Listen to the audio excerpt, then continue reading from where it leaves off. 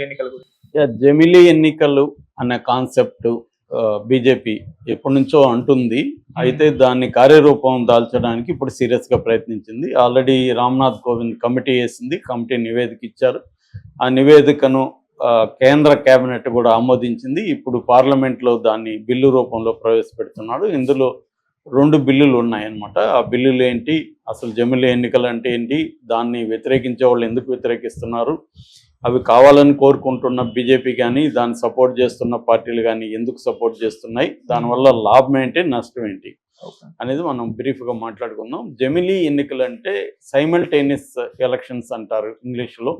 అంటే ఒకేసారి, అంటే కేంద్ర పార్లమెంట్ ఎన్నికలు, లోక్సభ ఎన్నికలు, రాష్ట్ర అసెంబ్లీ ఎన్నికలు కలిసి జరిగే వాటిని జమిలీ అంటే 2 కలిసి జరిగే వాటిని జమిలీ అంటున్నారు. ఇందులో 3 రకాల ఎన్నికలు ఉన్నాయి యాక్చువల్గా. 1 లోక్సభ ఎన్నికలు, 2 రాష్ట్రాల ఎన్నికలు, 3 స్థానిక ఎన్నికలు అంటే పంచాయతీలు, మున్సిపాలిటీలు, జడ్పీటీసీలు, ఇవన్నీ స్థానిక ఎన్నికలు. ఈ 3 ఎన్నికలు కూడా ఒకేసారి వరుసగా 1 year లోపల జరిగిపోవాలి. జరిగిపోతే మిగతా 4 ఏళ్ళు ప్రశాంతంగా దేశవ్యాప్తంగా పనిచేసుకోవచ్చు. మళ్ళీ ఇంకా 5 ఏళ్లలో ఇంకా ఎన్నికలు ఏమీ ఉండవు. ఒకసారి జరిగిపోతే ఇంకా 5 ఏళ్ళ ఎన్నికలు జరగవు అనేది ఉంది. ఇది 1967 నుంచి కూడా చర్చ ఉంది. యాక్చువల్గా మన రాజ్యాంగాన్ని రాసిన వాళ్ళెవరికి ఈ ఐడియా లేదు. జమిలీ ఎన్నికలు అంటే 1 నేషన్ 1 ఎలక్షన్ అనేది బీజేపీ రూల్. ప్రతిదీ 1 నేషన్ 1 ట్యాక్స్, ఇట్లా అన్నిటికీ 1 నేషన్ 1 ఇది అనేది వాళ్ళు పెడుతున్నారు. అంటే దీనివల్ల బీజేపీ లాభము ఏమని చెప్తుంది, అసలు బీజేపీ రహస్య ఎజెండా ఏంటి, దీంట్లో సీక్రెట్ ఎజెండా. ఎప్పుడైనా నేను చాలాసార్లు చెప్తుంటాను, రాజ్యం తానేమనుకుంటుందో చెప్పదు, తానేమనుకోవాలని ప్రజలు అనుకోవాలో చెప్తుంది అని బాలగోపాల్ అనేవాడు. అంటే వాళ్ళు చెప్పేదే అసలు విషయం కాదు. వాళ్ళకి రహస్య ఎజెండా కూడా ఉంది బీజేపీ వాళ్ళకి. సో ఈ జమిలీ ఎన్నికలు జరపాలంటే ముందు ఈ పద్ధతి చెప్తాను. జరపాలంటే ఏమేమి చేయాలి, మన రాజ్యాంగం ఒప్పుకుంటుందా, ఒప్పుకోదు. ఒకే ఎన్నికలు జరగడానికి ఒప్పుకోదు. అందుకని ఈ జమిలీ ఎన్నికలు జరపాలంటే 15 రాజ్యాంగ సవరణలు అవసరం అని చెప్తున్నారు. 15 అవసరం, 1, 2 కాదు, 15 రాజ్యాంగ సవరణలు చేయాల. ఇందులో లోక్సభ ఎన్నికలకి, రాష్ట్రాల ఎన్నికలకి పెద్దగా బీజేపీకి ఇబ్బంది లేదు. ఎందుకంటే సగం స్టేట్స్ ఒప్పుకుంటే చాలు, అక్కడ కూడా తమకున్న మెజార్టీ సరిపోతుంది. కానీ ఈ పంచాయతీ, లోకల్ బాడీ ఎన్నికలకి మాత్రం కొంత ఇబ్బందులు ఉన్నాయి. కొత్త ఆర్టికల్ను కూడా ప్రవేశపెట్టాలి. అంటే పార్లమెంట్కి ఒక కొత్త పవర్, అధికారం ఇవ్వాలి. ఇవన్నీ ఉన్నాయి. మొత్తానికి 15 సవరణలు చేయాలి. అయితే బీజేపీకి ఇప్పటికి చూస్తే బీజేపీ అనుకూలంగా చాలా పార్టీలే ఉన్నాయి. ఎందుకంటే ఎన్డీఏ కూటమిలో ఉన్నవన్నీ కూడా సపోర్ట్ చేస్తున్నాయి, ఇంక్లూడింగ్ తెలుగుదేశం, జనసేన కూడా సపోర్ట్ చేస్తున్నారు. బీజేపీలో లేని వాళ్ళు కూడా దీన్ని సపోర్ట్ చేస్తున్నారు. ఫర్ ఎగ్జాంపుల్ జగన్ కూడా దీన్ని సపోర్ట్ చేస్తున్నాడు. సో ఇలాగా బీజేపీకి అనుకూలంగానే ఉంది ఈ బిల్లు పాస్ అవ్వడానికి. అయితే ఇది ఎలా సాధ్యం? ఇప్పుడు ఫర్ ఎగ్జాంపుల్ మొన్ననే ఎన్నికలు జరిగాయి హర్యానా, మహారాష్ట్ర, ఛత్తీస్గఢ్లలో. ఇది 5 ఏళ్ళు లేకనే, మనకు అంతకుముందేమో 1 year బ్యాక్ ఇక్కడ జరిగింది, 6 నెలలు బ్యాక్ ఇక్కడ జరిగింది.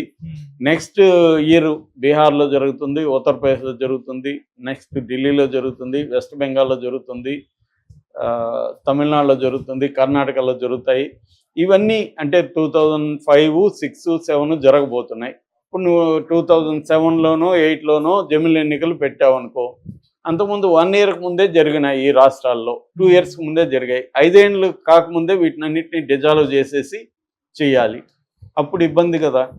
అందుకని వాళ్ళు ఏమనుకుంటున్నారంటే ఈ జమిలీ ఎన్నికలను ఒకేసారి ఇంపోజ్ చేసేయకుండా ఒక 2.5 yearsకి కొన్ని రాష్ట్రాలకు అన్నిటి చేసేసి, ఇంకో 2.5 yearsకి ఇచ్చేసేసి, ఈ 5 years లోపల అన్నిటినీ ఈక్వల్ చేసేసి, ఆ తర్వాత అంటే కొన్నేమో 5 ఏళ్ళు ఉండవు, 3 ఏళ్ళకో వాటికి డిజాల్వ్ చేసేస్తారు. కొన్నేమో 5 ఏళ్ళు అయిపోయినా కూడా ఇంకొక 6 నెలల్లో 1 ఇయర్ అవసరమైతే పెంచుతారు. ఓకే. అలాగా అంటే 1 ఇయర్కే ఎన్నికలు పెడతారు, లేదా 2 ఇయర్స్ ఉంటే 2 ఇయర్స్కే ఎన్నికలు పెడతారు. అలాగా ఒక మేనేజ్ చేసి 5 ఏళ్ళకి సరిపోయే విధంగా ఈ 5 ఏళ్ళలో క్రియేట్ చేస్తే నెక్స్ట్ నుంచి నేషనల్ వైడ్ ఒకే ఎన్నికలు జరుగుతాయి. ఓకే.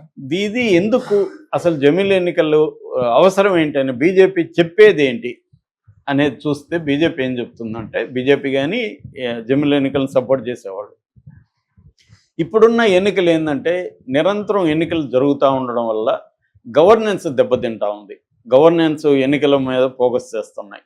రాష్ట్రంలో కూడా ఏం జరుగుతుంది, ఎన్నికలు వస్తూనే ఉంటాయి కాబట్టి ఎన్నికల చుట్టూనే రాజకీయాలు జరుగుతున్నాయి. అందువల్ల అభివృద్ధి కానీ గవర్నెన్స్ మీద ఫోకస్ చేయట్లేదు. రెండోది, ప్రతి దగ్గర ఏదో ఒక కోడ్ వచ్చేస్తుంది, ఎన్నికల కోడ్. ఆ ఎన్నికల కోడ్ 3 నెలలు 6 నెలలు 4 నెలలు వచ్చినప్పుడు అభివృద్ధికి సంబంధించిన అన్ని పథకాలు ఆగిపోవడం ఇవన్నీ జరుగుతుంది. అట్లాగే మొత్తం హోల్ బ్యూరోక్రసీ అంతా ఎన్నికల్లో నిమగ్నం అయిపోయి ఉంటుంది.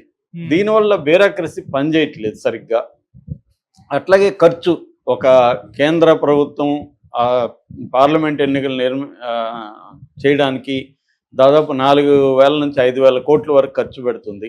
అది కాకుండా రాష్ట్రాలు కూడా ఖర్చు పెట్టాల్సి వస్తుంది. ఈ ఖర్చు అంతా ఒకేసారి అయిపోతే ఒకసారి అయిపోతుంది ఖర్చు. 5 ఏళ్లలో ఇంక వేరే ఖర్చు ఉండదు. అట్లాగే ప్రజలకు కూడా ఇది ఒక బర్డన్గా అయిపోతుంది ఎప్పటికప్పుడు ఎన్నికలు పెట్టడం వల్ల.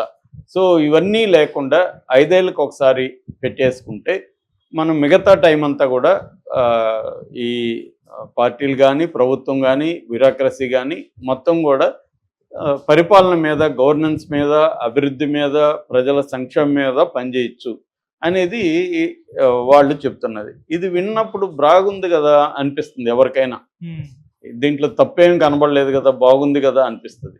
కానీ బీజేపీకి ఉన్న అసలు అజెండా ఏంటంటే, ఇప్పటికి స్టేట్ ఎలక్షన్ కమిషన్లు కూడా చాలా పవర్స్ ఉంటాయి. ఇప్పుడు ఈ రూల్ పెట్టినాక ఈ పవర్స్ అన్నీ కూడా సెంట్రల్ ఎలక్షన్ కమిషన్కి వెళ్ళిపోతుంది. సెంట్రల్ ఎలక్షన్ కమిషన్ నియమించేది ఎవరు? ఒక కమిటీ. ఆ కమిటీలు ఎవరు ఉంటారు? మోడీ, ఒక మినిస్టరు, సెంట్రల్ మినిస్టరు, ప్రతిపక్ష నాయకుడు, ముగ్గురు ఉంటారు. ముగ్గురులో 2 మెజారిటీ కాబట్టి వీళ్ళిద్దరు అనుకున్న వ్యక్తులే అక్కడ కమిషనర్లుగా ఉంటారు. 3 కమిషనర్లు ఉంటారు ఇప్పుడు మన ఎలక్షన్ కమిషన్కి. ఒక చీఫ్ ఎలక్షన్ కమిషనరు, 2 ఎలక్షన్ కమిషనర్లు. ముగ్గురిని నియమించేది ఎవరు? ఫైనల్గా మోడీనే. మోడీ ఎవరు అనుకుంటే వాళ్ళే ఉంటారు. అందుకనే ఇప్పుడు రేపు పొద్దున మోడీకి అనుకూలంగానే ఎలక్షన్ కమిషన్ పనిచేస్తుంది. ఒక్కసారిగా నేషనల్ వైడ్గా చేసినప్పుడు ఇంకా కంప్లీట్గా బీజేపీ కానీ మోడీ కానీ వాళ్ళు బతుకున్నంత వరకు మోడీనే ప్రధానమంత్రి, ఇంకా వేరే ఛాన్స్ ఉండదు. తర్వాత రాష్ట్రాలకి పవర్స్ తగ్గిపోతాయి ఓవరాల్గా. సో కేంద్రమే అనేది బలంగా ఉండిపోతుంది. అంటే మోడీ ప్రభుత్వం ఎలా ఆలోచిస్తుందంటే, ఒక రాష్ట్రపతి పాలనలా ఒక స్ట్రక్చర్ని ఆలోచిస్తుంది. ఫెడరల్ స్ట్రక్చర్ని తగ్గించేసి సెంటర్ బలంగా ఉండాలి, స్టేట్లు వీక్గా ఉండాలి. ఇక్కడ దీనివల్ల ఏమైపోతుంది, ప్రాంతీయ పార్టీల ఉనికి దెబ్బ తగిలే ప్రమాదం కూడా క్లియర్గా కనిపిస్తుంది. ఇది బీజేపీకి ఉండే రహస్య అజెండా.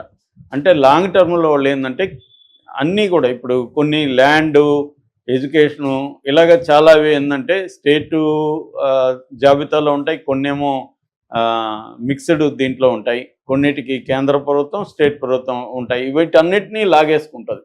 మెల్లమెల్లగా స్టేట్లకు అధికారాలు లేకుండా రీజనల్ పార్టీలని ధ్వంసం చేసి తనే బతకాలి, సింగిల్ పార్టీ లాగా బతకాలి, మొత్తం కూడా రాష్ట్రపతి లాగా మోడీ చేతిలోనే కేంద్రీకృతం కావాలి అధికారం అనే ప్లాన్ ఎప్పటి నుంచో బీజేపీకి రహస్య అజెండా ఉంది. దానికోసం ఇది తీసుకొస్తుంది. మిగతావన్నీ చెప్పేవన్నీ లాజికల్గా విన్నప్పుడు బాగానే ఉంటాయి, కానీ ప్రాక్టీస్లో అవన్నీ కూడా ఫైనల్గా ఫెడరల్ స్ట్రక్చర్ని ధ్వంసం చేసేయడం. తర్వాత ఇంకొక ప్రమాదం కూడా ఉంది. ఎన్నికలు వల్లనే అంతో ఎంతో మేలు జరుగుతుంది ప్రజలకి. ఈ రాజకీయ పార్టీ లేకపోతే ఎన్నికలు కూడా ఎన్నికలు లేకపోతే ప్రజలకు కూడా వీళ్ళు ఏ పథకాలు అందివ్వరు. లాస్ట్లో చూసుకుందాం, లేమరుద్దాంలే అనుకుంటారు తప్ప కనీసం ఎన్నికలు ఎప్పటికప్పుడు వస్తున్నాయి కాబట్టి కొంత అక్కడ మేలు జరిగే విధంగా ప్రవర్తిస్తున్నారు. రేపొద్దున ట్యాక్సులు పెంచేస్తారు, అన్ని ప్రజల మీద భారాలు కూడా విపరీతంగా పెరిగిపోతాయి. ఎందుకంటే కేంద్రం ఒకటే నిర్ణయం తీసుకుంది, దానికి వ్యతిరేకత ఉండదు. ఎప్పుడైనా ప్రజాస్వామ్యంలో ప్రజల తరపున పోరాడే పక్షాలు చాలా స్ట్రాంగ్గా ఉండాలి, ప్రతిపక్షం స్ట్రాంగ్గా ఉండాలి. లేకపోతే ఒకరు నియంతలాగా మారిపోతారు. ఇప్పుడు ఆల్రెడీ మోడీ నియంతలాగా మారిపోయాడు. ఇప్పుడు ఆయన మంచోడా చెడ్డోడా అనేది నేను చర్చించట్లే. ఎంత మంచోడైనా ఒక పవర్ అనేది ఒక వ్యక్తి దగ్గర పెట్టేస్తే ఆ వ్యక్తికి ఆ పవర్ నెత్తికెక్కిపోతుంది ఖచ్చితంగా. ఆ వ్యక్తి అన్ని తను అనుకున్నదంతా మంచి అనుకొని చేస్తాడు. అట్లా ఒక వ్యక్తి చేతిలో మన దేశాన్ని పెట్టడం అనేది కరెక్ట్ కాదు. ఆ వ్యక్తి ఎంత గొప్పోడు అనేది పక్కన పెట్టి, ప్రజాస్వామ్యం అంటేనే అనేక మంది చేతిలోకి డీసెంట్రలైజ్ కావాలి పవర్. ఈ డీసెంట్రలైజ్డ్ పవర్ని బీజేపీ వ్యతిరేకిస్తుంది, సెంట్రలైజ్డ్ పవర్ని కోరుకుంటుంది.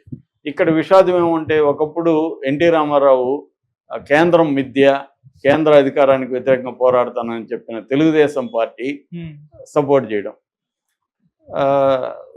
కాంగ్రెస్ని ధిక్కరించిన రాహుల్ గాంధీ మన వైఎస్ఆర్ తన కాంగ్రెస్ని ధిక్కరించి నాయకత్వాన్ని, సోనియా గాంధీని ధిక్కరించి జైలుకు పోవడానికి కూడా సిద్ధమైన జగను, ఇలాంటి